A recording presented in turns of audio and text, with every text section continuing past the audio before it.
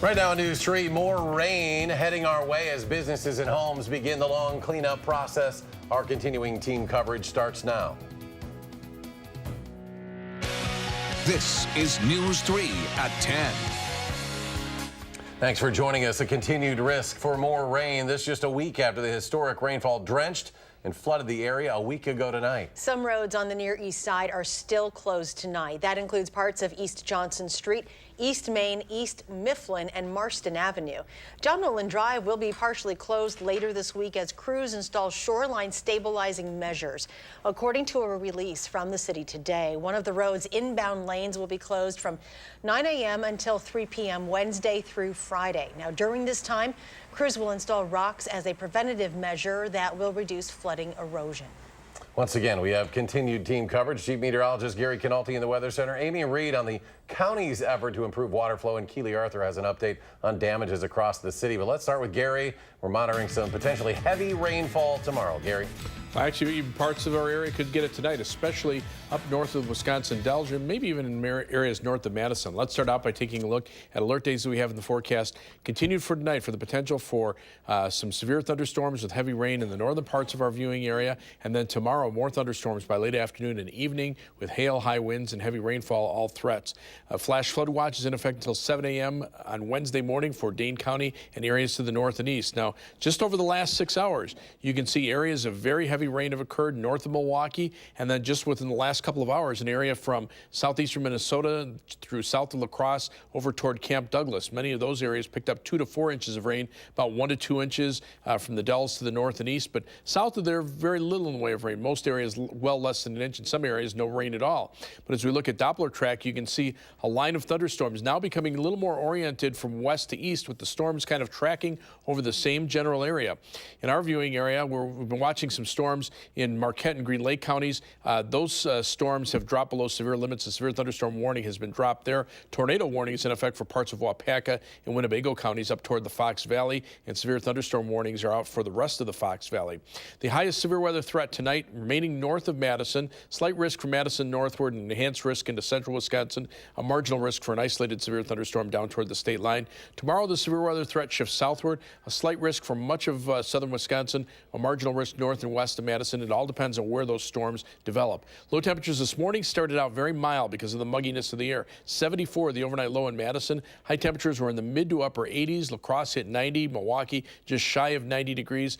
Temperatures right now still well into the 80s. Areas that have had thunderstorms go through have cooled off into the upper 60s and lower 70s. But look at those dew point temperatures. Low to mid 70s. The air is just saturated with moisture. Otherwise, look for shower and thunderstorm chances mainly north of Madison for tonight. Low temperatures dropping to around 74. Tomorrow, partly sunny, breezy, very warm and humid, high of 86, but more strong thunderstorms possible late in the day. I'll have more details and weather in a few minutes. Thank you, Gary. The 2 bridges along Highway 14 near Black Earth, damaged after last week's storms, will need to be completely replaced. The Department of Transportation says structural analysis indicates that the bridges both going over Black Earth Creek require complete replacement. Governor Walker says emergency funds will be expedited. The reconstruction is expected to be completed in about 3 months. For city leaders, their main concern continues to be the lake levels. Today, they say Lake Mendota is down another half an inch. That makes it 2.5 inches lower than its peak last Tuesday. Mayor Paul Soglin says the Yahara watershed needs 5 to 6 dry days in a row to be able to absorb another heavy rain event. He's hoping those 5 days can begin on Wednesday morning. The city and county are offering free and expanded private well water testing services for flood victims. If you own a private well and live in a flooded area of Dane County, your water might be in danger of contamination from pollutants carried in floodwaters. Free kits are available for pickup in Cross Plains, Maizomanie, Black Earth, town of Middleton, and the town of Montrose. In Dane County, keeping an eye on lake levels as well. Now, the main way they can control that is by making sure water is flowing out faster than it's coming in. Amy Reed joins us now to show us what the county is doing to make that happen. Yeah, county workers have been putting in 12-hour days over the last week to try and bring down lake levels. Today, we got to take a ride on the machine that's helping them put those hours to good use. It's called an aquatic weed harvester, and yep, you guessed it, it pulls weeds out of the water. Weeds impede the flow, so by removing the vegetation, we improve the flow. That's John Raymer. He works in the county's Land and Water Resources Department. The county is a little swamped, so he and his colleagues joined us in on a conference call. They told us these weeds create friction in the water. Pulling them out reduces friction and lets the water leave faster than it's coming in. And it's working. It's all we can do, but it's, obviously it's proving successful because we've almost doubled the flow in the river just by cutting plants. Doubling the flow took 270 loads of weeds and at least 9 other harvesters. But Dane County said that helped water levels on the Yahara chain stabilize. This year has already been a high water year for the county, so these boats have been going all summer. The county has also kept dams on the lower part of the Yahara chain open since April. Future rain is still a concern, but they said making an easier path for water to get out is the best and most effective way that they can help. It's a tough situation for us right now, and that's why we're focusing so much on the weed cutting, because that is something we can do, and it is something that is proven to increase the flow. Now, we asked them about dredging. They did a little bit of that early in the summer when we saw those high levels in about April or May. They said that's still helping out and they don't need to do any more of that this time around. Amy Reed reporting tonight. Amy, thank you. Many businesses are slowly picking themselves back up after the flooding. According to an email sent to members today, Costco in Middleton will reopen tomorrow. Last Monday, about 50 customers' employees had to stay the night at the building because of the torrential rains and flash floods. They say when they do reopen, the pharmacy, the photo center, and the hearing aid center will be temporarily closed. For others that are a total loss, it's going to be months before they get back on their feet. Gilda's Club in Middleton, not far from Costco, one of those places. They provide emotional support for those diagnosed with cancer and currently have 4,000 patients who are without their services. The executive director telling us they are working on locking down some temporary locations as soon as possible to continue providing that support. The flood damage is also being felt by first responders. Today, the Madison Fire Department says 1 ladder truck, 2 engines, and 1 ambulance were damaged and had to go in for repairs following the floods. Some of the scuba equipment will also need to be replaced, but no rigs were destroyed. Another Madison mainstay remains closed today due to flood damage. Schwegler's Parktown lanes closed due to last week's flooding, but Keely Arthur shares management is dedicated to reopening. Schwegler Parktown lanes took a significant hit last week. The bowling lanes are bent and warped and walls in the basement need to be replaced, but management at the entertainment center isn't beat down. They say they are focused on getting it up and running.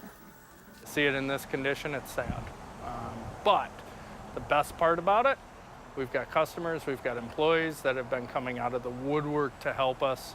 They're helping put it together. They're supporting us. So we just can't wait to reopen for them. Staff say that the bar and restaurant portion of the business wasn't badly damaged, and they hope to have that open by September 4th. As reconstruction efforts continue, the business hopes that it will fully reopen by November. Keely, thank you. The rain not only impacting south central Wisconsin, yesterday's storms also closed down an interstate for several hours overnight on the east side of the state. I-43, this is near Port Washington. It is now back open, but last night flash flooding made it look more like a river than an interstate. Several cars, an ambulance, even a semi got stuck in that water. No one was hurt. In this video, also from Port Washington here, dozens of vehicles destroyed after floodwaters ripped through this condominium parking lot and into the parking garage there. Residents say there are between 20 and 40 vehicles still inside the parking garage that are likely damaged or total losses. Lightning is believed to be the cause of an early morning house fire in northern Wisconsin. This is in the town of McMillan, which is just north of Marshfield. The fire chief says the home's owner reported hearing a loud crack and then seeing smoke come from inside the house around 6 o'clock this morning. No one was hurt. For the latest information on tomorrow's forecast, check out our Channel 3000 weather and traffic app. It is free. It includes our 12-hour and 10-day forecast. Just search Channel 3000 in your app store of choice. It has been 1 year since Hurricane Harvey dumped more than 50 inches of rain and left $125 billion in damage in southeastern Texas. 300,000 structures were flooded in Houston alone, according to a recent survey from the Kaiser Family Foundation. 10% of Texans displaced by Harvey have not been able to return home, and 15% of the homes damaged by the storm are still unlivable. But there is good news in this story. Former Badger player and current Houston Texan J.J. Watt today releasing a recap and plans for Harvey relief. His fundraising efforts raised more than $41 million, making it the largest crowdsourced fundraiser in world history. He tweeted this morning giving an update on what the money has been used for so far, what the recovery plans are for the next 12 months, and his reflection on the events over the past year. We will hear more from JJ ahead in sports. In other news tonight, the White House continues to fly its flag at half-staff tonight after some believed it was raised back to full staff too quickly after Senator John McCain's death. The flag lowered shortly after the senator's death on Saturday, but at some point early this morning was once again raised to full staff. In response, the American Legion wrote a letter to the president urging him to lower the flag again. That is a live look right now at the White House. This afternoon, the flag was lowered once again to half-staff. The White House releasing a statement from the president shortly afterwards, which said, quote, "Despite our differences on policy and politics, I respect Senator John McCain's service to our country, and in his honor, have signed a proclamation to fly the flag of the United States at half-staff until the day of his interment." Senator McCain will lie in state at the Arizona Capitol in Phoenix Wednesday. Then on Friday, he'll lie in state at the United States Capitol. Senator McCain personally requested former Presidents George W. Bush and Barack Obama speak at his funeral. He'll be laid to rest during a private ceremony Sunday at the U.S. Naval Academy in Annapolis, Maryland. President Trump today announced his administration has reached a trade deal with Mexico on issues that have held up renegotiation of the North American Free Trade Agreement for more than a year. The deal would require more auto parts be made in the U.S. and Mexico than under NAFTA. It also requires that as much as 45% of parts be made by workers earning at least $16 an hour. So far, it is unclear how Canada will figure into the agreement. Those negotiations will begin soon. Madison police say a bad batch of heroin may be to blame for an increase in overdoses over the last 48 hours. In the past 2 days, police say they responded to 6 overdose calls involving 8 victims. 2 of the calls involved multiple victims. Officers say the batch may have been laced with fentanyl, which makes it extremely dangerous. The medical examiner says the person killed this weekend off of Raymond Road has been identified as a 23-year-old man. The body of DeAnthony Miggins of Madison was found in the front yard of a house on Cameron Drive early Saturday morning. Police say he was shot multiple times and it was a targeted shooting. Still to come tonight, your updated forecast, including the latest rain predictions. And a major donation. Foxconn now partnering with UW-Madison. We'll tell you about the deal. That's straight ahead.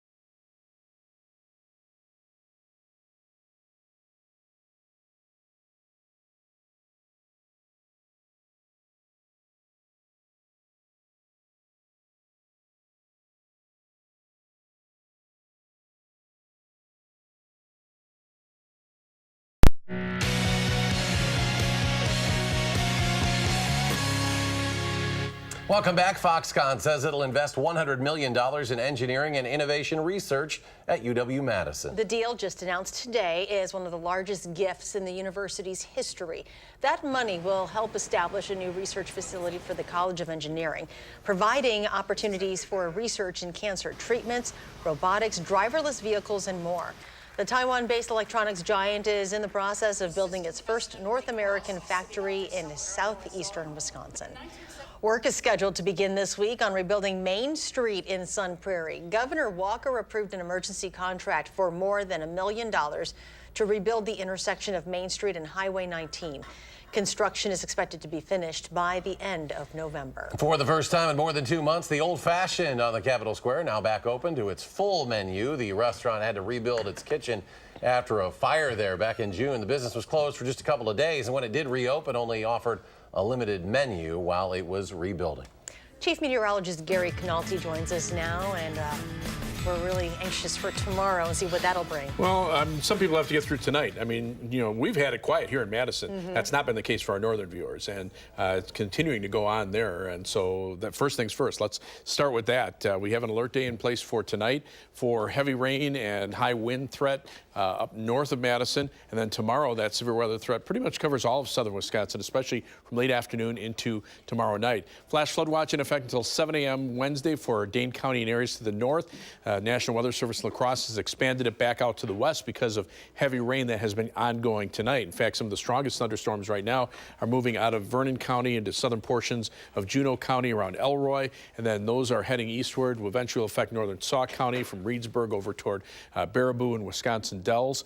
Those storms are capable of putting down very heavy rainfall. In fact, there's a flash flood warning in effect for parts of Vernon County because of 2 to 4 inches of rain that has just fallen over the last few hours. And up in the northern parts of the area, north of Wisconsin Dells, many areas have picked up 1 to 2 inches of rain so far. And then back toward Milwaukee, there's an area of 2 to 4 inches of rain. South of Madison and in most of Dane County, not as much rain. Most areas have picked up less than an inch of rain there. But you can see much of the northern 2/3 of the state has really been hit hard with the rain, general 1 to 3 inch rains with some localized 4 and 5 inch amounts. That's where the rain has been over the last 24 to 36 hours. Also, a lot of severe weather reports up there. All of these are high wind reports. And you can see from northwestern Wisconsin, these storms have been moving eastward across the northern and central portions of the state. Most of the severe weather has stayed just north of our viewing area, but this line of storms continues to head eastward into the Fox Valley and up toward Green Bay. A number of severe thunderstorm warnings, even a couple of tornado warnings along that line for embedded circulations that could cause enhanced areas of wind damage and maybe some brief tornado spin-ups. The problem now is the southern end of the line is becoming more east-west oriented and not heading southward. It's just kind of staying up to the north. So it's possible that our areas north of Madison could see some pretty heavy rainfall over the next few hours that could be ongoing into at least the early morning hours. Severe weather threat highest to the north. This is an enhanced area of severe weather according to the Storm Prediction Center. A slight risk from Madison northward, and then just a marginal risk for an isolated severe thunderstorm south of Madison. But tomorrow, that slight risk area covers much of southeastern Wisconsin with a marginal risk north and west of Portage, and that is for a line of storms that will develop by mid to late afternoon and then head southeastward. Rainfall amounts from that, and this is from the newest computer model update, and this runs through 6 a.m. Wednesday morning, calls for general 2 to 3 inch rainfalls over much of southern Wisconsin. Now, it still remains to be seen whether or not Madison would end up with almost 4 inches of rain or whether it would be somewhere nearby. But somewhere in this area, there'll be some areas of 4 to 5 inch rainfalls. And if that happens on areas that have already received very heavy rain over the last week and a half, that's going to cause some big problems. Edgewater Skycam in downtown Madison. Quiet here in town for right now as we look at the almanac for today. High today 85 and the low 74, and right now we're at a muggy 83 degrees even though it's 10 o'clock at night. Flash flood watch in effect until 7 a.m. Wednesday morning for Dane County and areas to the north. Low of 74 tonight. Best chance of thunderstorms north of Madison. Some of those could have gusty winds and hail as well as heavy rainfall. Tomorrow's high 86, dry for much of the day, but strong thunderstorms developing by mid to late afternoon. The computer models future track pretty much keeps the storms up in the northern parts of our viewing area overnight. Notice that west west to east movement there. Then everything clears out. Then late tomorrow afternoon, a line of storms sweeps on through. A lot of rain with that before it heads off to the south and east. And then on Wednesday, we'll see northerly winds keeping temperatures only in the 60s. And again, those rainfall amounts could be excessive. Some areas 3, 4, 5 inches in some of the heavier showers and thunderstorms. As we check out the 7 to 10 day forecast, you'll notice the temperatures generally drop off into the 70s for Thursday, come back into the 80s as we head toward the weekend. Some thunderstorm chances from late Friday into Saturday, and then again around Labor Day. But we got to get through this first. The next 24 hours are going to be critical for flooding and severe weather around here. Hoping for the best. Thank you. You're welcome. Pink was the color of the day at Maple Bluff for a very good reason. The story coming up in sports.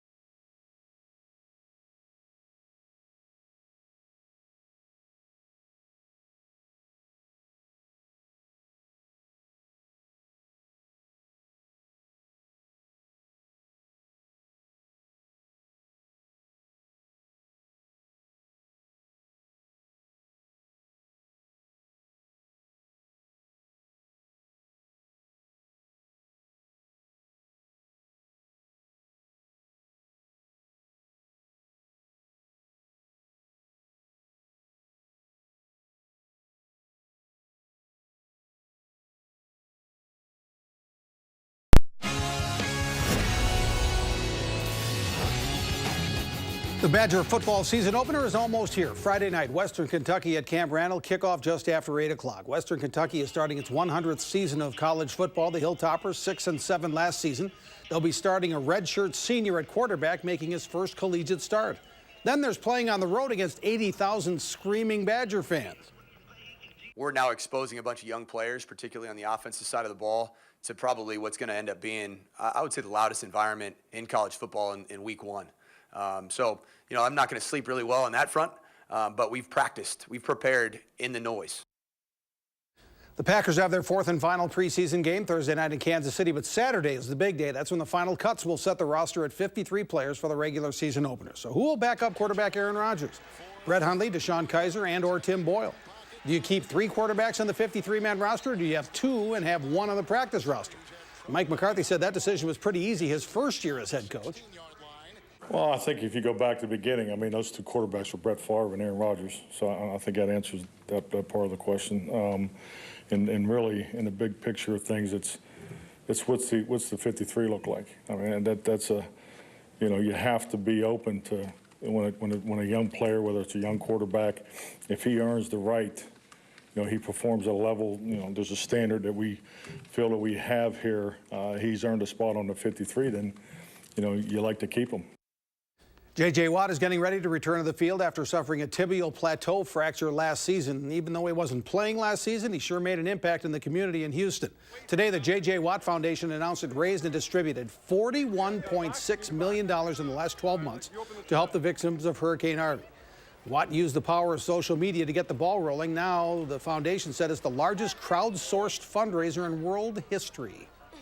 And it's incredible to see just the generosity of strangers and what it's able to do and what it's able to accomplish, and the fact that that's just year 1.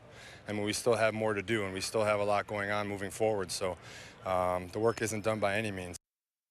And a fundraiser of a different kind today at Maple Bluff. Everyone was wearing pink for the 9th annual Crusade for a Cure, hosted by the Edgewood girls golf team. 20 schools play in the tournament, teams from all over the state, all with a common goal: to raise money for cancer research.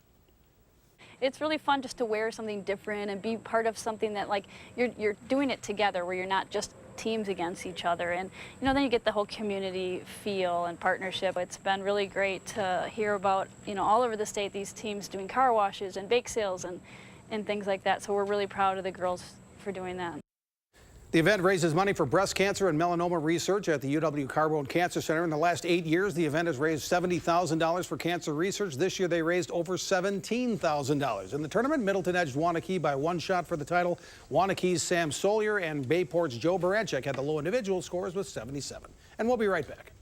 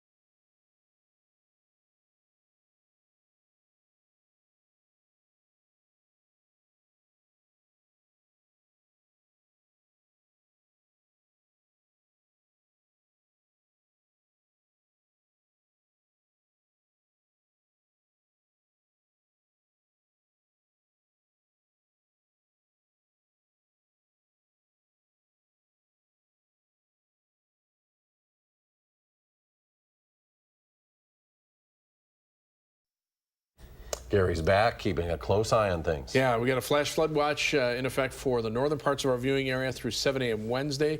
Rainfall potential from the latest computer model runs. Ugh, I don't even want to look at those. 2 to 4 inches generally across southern Wisconsin. Very heavy rain moving into far northwestern portions of Richland County. There are flash flood warnings for La Crosse area right now. The line of thunderstorms continues to move over the northern part of our viewing area.